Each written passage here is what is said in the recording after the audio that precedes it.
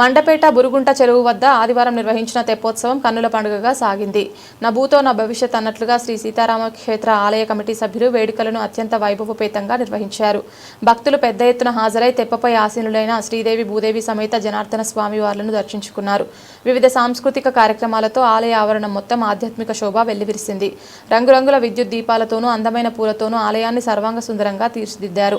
బాణసంచ కాల్పులతో ఆలయ ప్రాంగణం హోరెత్తింది.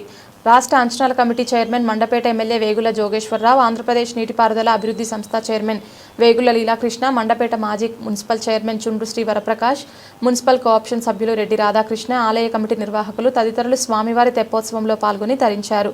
భక్తులు విశేష సంఖ్యలో హాజరై అఖండ దీపారాధనలో పాల్గొని భక్తి ప్రవక్తులు చాటుకున్నారు. ఈ కార్యక్రమంలో ఆలయ కమిటీ సభ్యులు మల్లిపూడి గణేష్, వేగుల పుష్పరాజు, వల్లూరు రామకృష్ణ, మెర్ల పుల్లయ్య చౌదరి, పసలకొండ అన్నపూర్ణమ్మ, ఆలయ కమిటీ చైర్మన్ కాశీ విశ్వనాథం, రథంగుడి ఆలయ ఈవో అత్యధిక సంఖ్యలో మహిళా భక్తులు హాజరయ్యారు. కాగా పట్టణ సీఐ సురేష్ ఆధ్వర్యంలో పోలీసులు ఎక్కడా ఎటువంటి అవాంఛనీయ ఘటనలు చోటు చేసుకోకుండా గట్టి బందోబస్తు నిర్వహించారు.